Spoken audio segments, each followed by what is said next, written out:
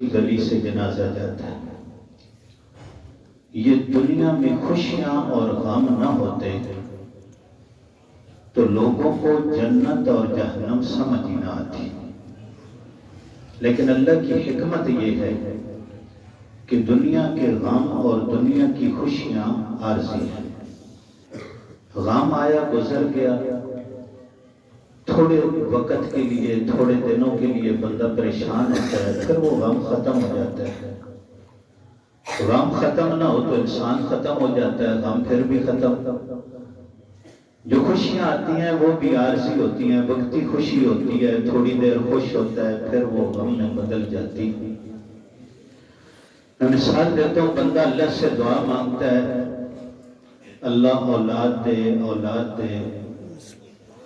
اولاد پیدا ہو جاتی ہے تو پھر بندہ دعائیں شروع کر دیتا ہے، اللہ ان کو لمبی زندگی دے. پھر تھوڑے بڑے ہوتے ہیں تو پھر بیمار چارپائی پر پڑا ہوتا ہے اور اس کا دل ہوتا ہے کہ میں مروں نہیں، اس کی شادی دیکھ لوں.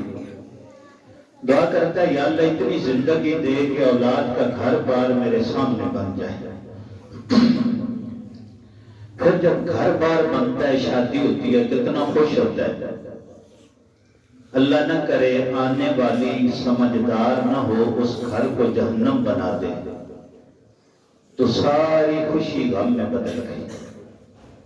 لیکن آج جس خوشی پر ہم اکٹھے ہوئے ہیں، کچھ بچوں نے قرآن پاک پڑھا، آج ان کا ختم ہوا ہے، حفظ بھی ہے، ناظرہ بھی ہے. یہ ایسی خوشی ہے کہ جس کے بعد غم نہیں،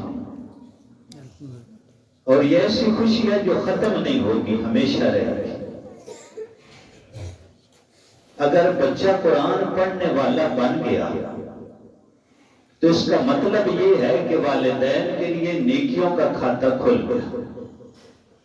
دعا کرے گا تو ضرور کرے گا، آپ کو درجہ پہنچے گا. اگر یہ دعا نہیں بھی کرے گا تو والدین کو اللہ ضرور اس پر آنے کا بدلہ عطا فرمائے گا.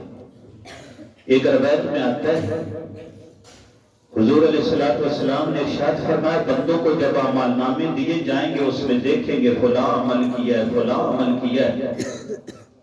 بندہ اپنا اعمال نامہ کھولے گا اور اس میں دیکھے گا کہ کتنے ختم لکھے ہوئے ہیں، کتنے قرآن پاک تو نے ختم کیے تھے.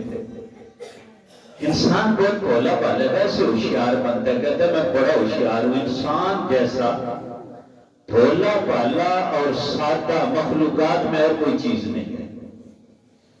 لیکن یہ ویسے بیچارہ اپنے آپ کو ہوشیار سمجھتا ہے، بلکہ زمانے کے تو اتنے ہوشیار ہیں کہ خدا کو بھی بتاتے ہیں. وہ جب اپنا عمل نامہ دیکھے گا، اس میں بہت سارے ختم لکھے ہوں گے، کتنا قرآن پاک پڑھا، تو بھولا بالا ہے. یہ فرشتوں سے کہے گا میں تو پڑھ ہی نہیں سکتا تھا، میں نے تو قرآن نہیں پڑھا، یہ ختم کے در سے آ گئے. میں نے تو قرآن پڑھا ہی نہیں تھا، میں تو پڑھا ہوا ہی نہیں تھا، میں نے تو کوئی ختم نہیں کیا، یہ میرے اعمال نامے میں ختم کیوں لکھے ہوئے ہیں؟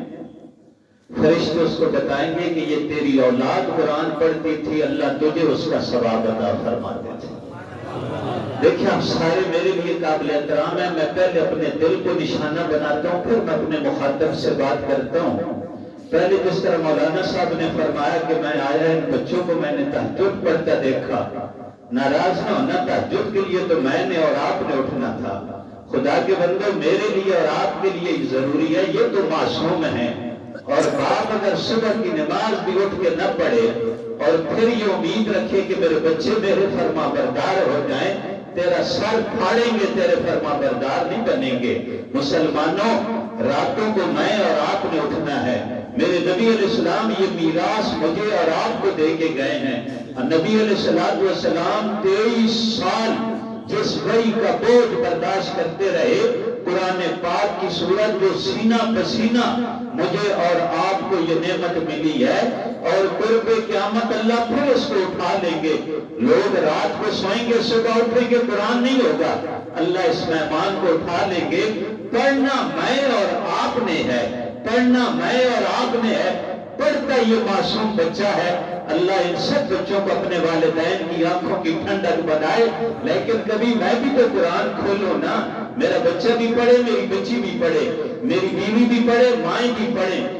بھائی بھی پڑھیں بہنیں بھی پڑھیں۔ مسلمانوں میں اس گھر کو قبرستان سمجھتا ہوں جس گھر میں قرآن کی تلاوت نہ کی جائے وہ گھر نہیں ہے، وہ بربادی ہے۔ جس میں قرآن نہیں کھلتا، صبح اٹھ کے مجھے اور آپ کو یہ پوچھنے کا تو پتا ہوتا ہے ناشتہ تیار ہے کہ نہیں تیار، میں نے کام پہ جانا ہے، میں نے ڈیوٹی پہ جانا ہے، تو یہ نہیں پتا تو نے کسی اور کام پر بھی جانا ہے۔ جب آ جائے گا نا وہ پوچھے گا نہیں، پوچھے بغیر آ کے سر پہ کھڑا ہوگا اور پھر انگوٹھے پاؤں کے انگوٹھے سے روح کو کھینچنا شروع کرے گا، حتیٰ اذا بلغت الحلقوم، ادھر آ کے روک لے گا۔ حل میں رات کوئی ہے دم درود والا علاج والا؟ تم تو لوگوں کو بتاتے ہو بڑا ماہر ڈاکٹر ہے، بلا کے لاؤ، کوئی لا سکتا ہے؟ کوئی بھی بچانے والا نہیں ہے۔ کھینچ لیتے ہیں اور پھر لوگ کہتے ہیں کہ بڑا اچھا آدمی تھا، کیا پتا کون کھرا ہے کون کھوٹا ہے، یہ تو میرے رب کی عدالت فیصلہ کرے گی۔ ہاں کوئی عمل ساتھ چلا جائے نا، بندہ قبر میں جائے جیسے میرے نبی علیہ السلام نے فرمایا قبر میں رکھا جائے گا، منکر نکیر آ جائیں گے، یہ دیکھے گا ادھر ایک بڑا خوبصورت لباس میں بڑی خوبصورت شکل والا بندہ آیا ہے، وہ پوچھے گا تو کون ہے؟ بڑے مشکل وقت میں امداد کے لیے آیا ہے، وہ کہے گا میں سورہ ملک ہوں جو روزانہ رات کو سونے سے پہلے تو پڑھتا تھا، آج مشکل وقت میں تیرے کام آؤں گی۔ مسلمانوں یہ کام آنے والی چیز ہے۔ نماز پڑھتا ہے سلام پھیرتا ہے، میرے نبی علیہ السلام نے فرمایا جو بندہ فرضوں کے بعد آیت الکرسی پڑھ لیتا ہے، اس کے اور جنت کے درمیان صرف موت کا فرق رہ جاتا ہے۔ کیوں یہ آسان کام مسلمان کرنے کے لیے تیار نہیں؟ آپ نیک لوگ بیٹھے لیکن میرا درد ہے اس معاشرے میں 6 گھنٹے موبائل پہ خرچ کرتا ہے، 5 منٹ قرآن کو دینے کے لیے تیار نہیں ہے۔ کسی زمانے میں بچے روتے تھے تو مائیں ان کو اللہ ہوگی اور قرآن کی تلاوت کی لوریاں دیا کرتی تھی، مر گئی ہیں وہ مائیں کدھر گئی ہیں خدا کے بندو؟ جو بچے کے ہاتھ میں موبائل پکڑا دیتی ہیں، خود بھی موبائل پکڑ کے بیٹھی ہے، بچہ بھی موبائل پکڑ کے بیٹھا ہے اور امید یہ رکھ کے بیٹھے ہیں کہ یہ کل میری خدمت کرے گا۔ وہ مائیں کہاں گئی؟ جب بچہ پڑھنے کے قابل ہوا، ایک ماں نے انگلی سے اپنے بچے کو لگایا، مسجد میں لے کے آئی، استاد جی میرا بچہ پڑھنے کے قابل ہو گیا، اس کو قرآن پڑھائیں، یہ آپ کے پاس پڑھنے کے لیے آیا ہے۔ اماں جی بچے نے پہلے کچھ پڑھا ہے؟ نہیں بیٹا کچھ بھی نہیں پڑھا، ابھی پڑھنے کی عمر کو پہنچا ہے۔ پہلے دن مسجد میں لے کے آئی ہو، استاد جی نے بٹھایا، پڑھو بیٹا بسم اللہ پڑھی، پہلا سپارہ۔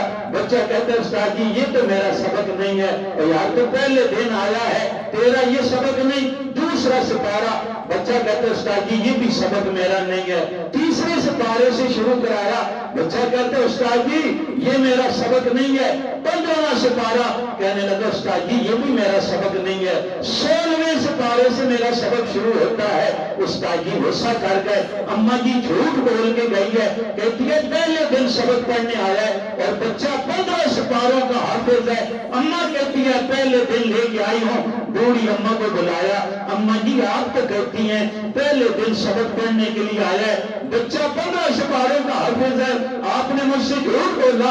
اماں جی نے کہا نہیں میرے بیٹے جھوٹ نہیں بولا، بچہ واقعی پہلے دن سبق پڑھنے آیا ہے۔ تو اماں جی 15 سپارے کیسے یاد ہو گئے؟ کہا بیٹا جب بھی دودھ پلاتی تھی میں اسے قرآن کی تلاوت سنایا کرتی تھی، یہ میرے منہ سے قرآن سن سن کے 15 سپاروں کا حافظ بن گیا۔ وہ مائیں جو دودھ پلاتی تھی تو اپنے بچے کو قرآن پڑھ کے سناتی تھی۔ شیخ الحدیث مولانا محمد زکریا رحمت اللہ علیہ نے لکھا ہمارے خاندان کے سارے بچے دودھ پینے کی عمر میں سپارے 1.5 سپارے کے حافظ بن جاتے ہیں، ان کی مائیں انہیں دودھ پلاتی ہیں، ساتھ قرآن سناتی ہیں۔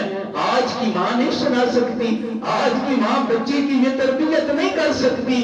ہاں جب بچہ سنے تو میرے رب کا قرآن سنے میرے رب کا قرآن سنے، یقین کر یہ تجھے دنیا میں بھی کام آئے گا، آخرت میں بھی کام آئے گا، یہ تجھے دنیا میں بھی کام آئے گا، آخرت میں بھی کام آئے گا۔ ایک بندہ اللہ والے کہتے ہیں میں نے خواب دیکھی، خواب میں نے دیکھا قبرستان کی قبریں پھٹی، مردے نکلے، دوڑ کے کوئی چیز چنتے ہیں۔ میں نے پوچھا بزرگوں یہ کیا چن رہے ہو؟ ایک بابا جی اٹھے بزرگ اور وہ ایک جگہ ٹیک لگا کے بیٹھ گئے، وہ نہیں چنتے کچھ بھی۔ میں نے پوچھا یہ کیا چنتے ہو؟ انہوں نے کہا یہ لوگ جو ہمیں ایصال ثواب کرتے ہیں وہ مردوں کو پہنچتا ہے، ہم وہ چن رہے ہیں۔ میں نے ان بزرگوں سے پوچھا آپ آرام سے بیٹھے ہوئے ہیں، آپ کیوں نہیں چن رہے؟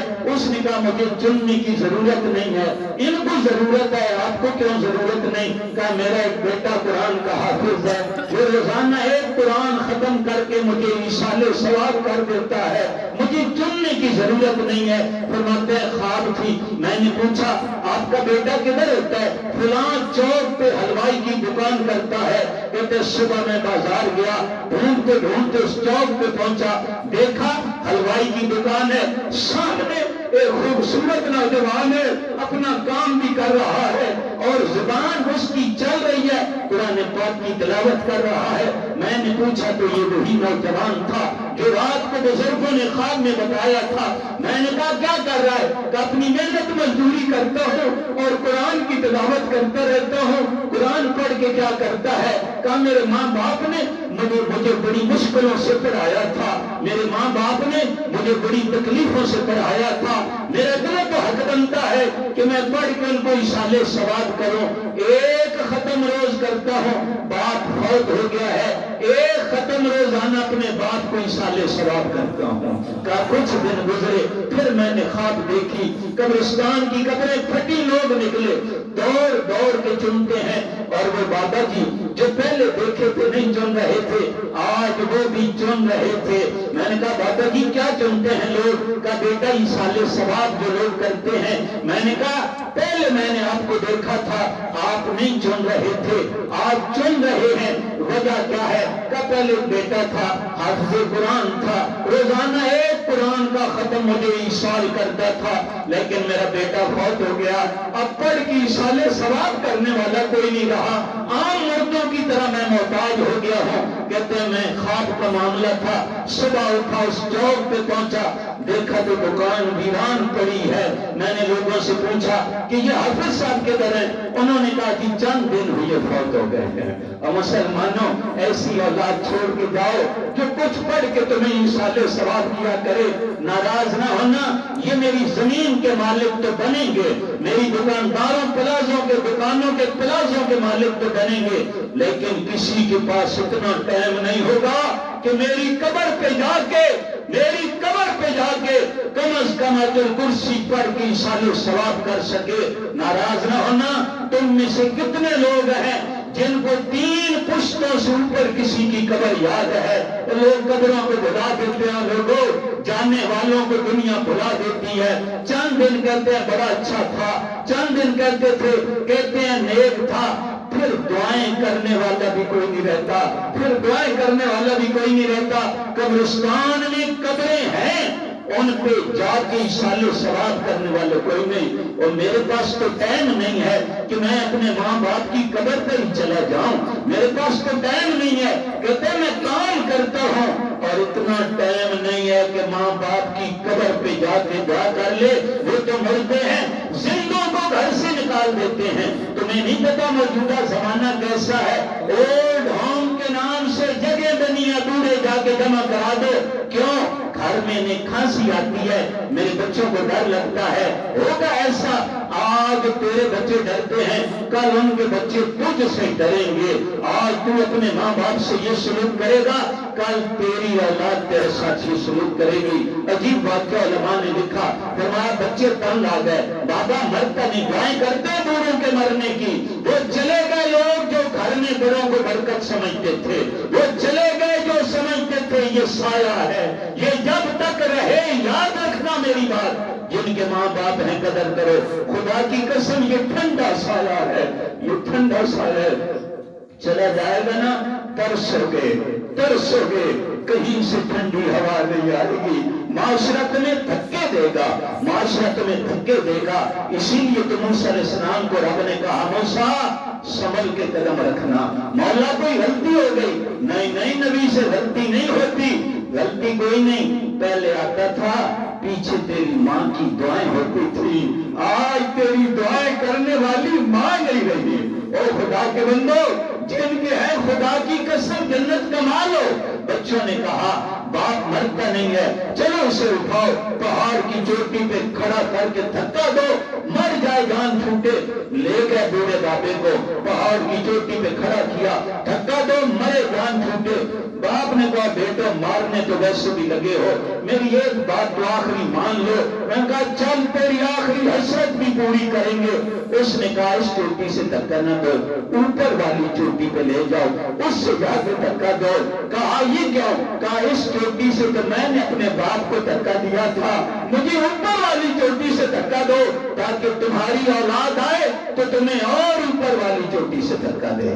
قدر کرو لوگوں، قدر کرو، جن کے موجود ہے قدر کرو، یقین کرو قدر کرو۔ میرے نبی علیہ السلام ایسی نہیں ہوئے تھے اپنے والدہ کی قبر پہ جا کے چمٹ کے، یہ سائے ہوتے ہیں جو اٹھ جاتے ہیں۔ میرے نبی نے فرمایا لوگوں ایک عبادت ایسی ہے جو تم کرتے ہو میں نہیں کر سکتا، ایک عبادت ایسی ہے جو تم کرتے ہو میں نہیں کر سکتا۔ اللہ کے رسول آپ کائنات کے سردار، کون سی عبادت ایسی ہے جو آپ نہیں کر سکتے اور ہم کرتے ہیں؟ فرمایا تم ماں باپ کے چہرے کی زیارت کر سکتے ہو، میں اپنے ماں باپ کے چہرے کی زیارت نہیں کر سکتا۔ جس کے موجود ہیں آج نظر اس نیت سے ڈالو کہ اللہ ایک مقبول حج اور عمرے کا ثواب عطا فرمائیں گے۔ آج ماں باپ جن کے موجود ہیں اس نیت سے دیکھو کہ اللہ مقبول حج عمرے کا ثواب عطا کریں گے۔ جس کا باپ ہے اس کو راضی کرو تب میرا اللہ راضی ہوگا، جس کی ماں ہے اس کے جا کے پاؤں دباؤ، پاؤں دباؤ۔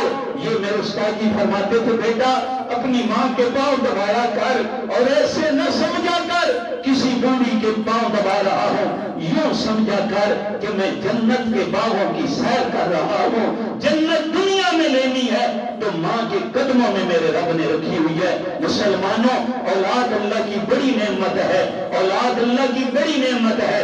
یاد رکھنا دنیا والے چلے گئے، نام لینے والا بھی کوئی نہ رہا۔ سکندر مرنے لگا تو کہنے لگا میرا ہاتھ ذرا کفن سے باہر نکال کے رکھنا۔ کہا یہ کیوں؟ تاکہ لوگوں کو پتا چلے ساری دنیا پہ بادشاہی کرنے والا جب دنیا سے گیا تو خالی ہاتھ گیا، کچھ بھی نہیں جائے گا۔ نیک اولاد چھوڑ کے جاؤ، نیک اولاد چھوڑ کے جاؤ، کل کام آئے گی۔ میں آخری بات تمہیں سناؤں، اپنی بات ختم کروں، لمبی تقریروں کا عادی نہیں، دل کا دکھ میں نے تمہارے سامنے رکھ دیا ہے۔ مولانا محمد قاسم نانوتوی رحمت اللہ علیہ کے صاحبزادے تھے، حافظ محمد احمد رحمت اللہ علیہ ان کے صاحبزادے تھے، حکیم الاسلام قاری محمد طیب رحمت اللہ علیہ فرماتے ہیں مجھے ابا جی نے ایک دن کہا بیٹا علیحدگی میں مجھے آ کے مل۔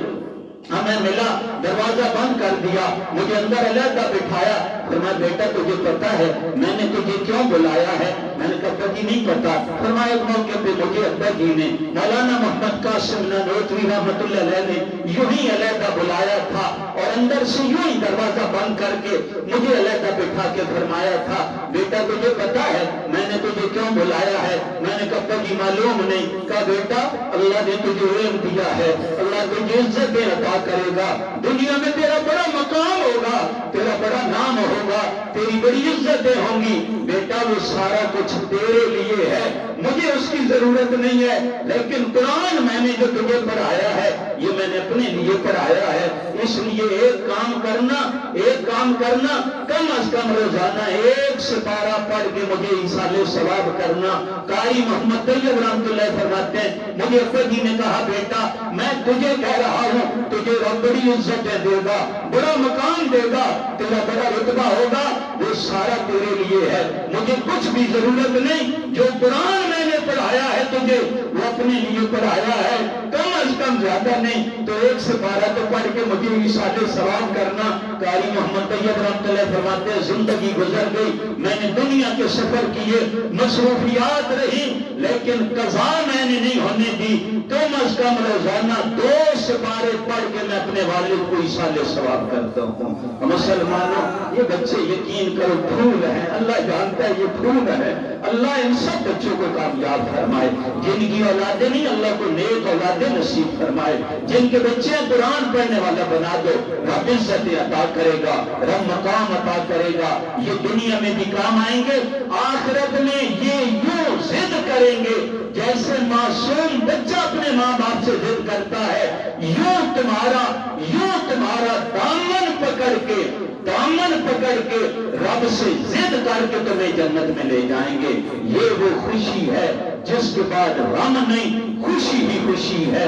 یہ وہ خوشی ہے جس کے بعد غم نہیں. ان سارے بچوں کو، ان کے والدین کو، عزیز و اقارب کو، اساتذہ کو، سب کو میں بہت مبارکباد پیش کرتا ہوں اور دعا کرتا ہوں کہ اللہ رب العزت ایسی خوشیاں سارے مسلمانوں کے گھروں میں بار بار نصیب فرمائے. وما علینا الا البلاغ.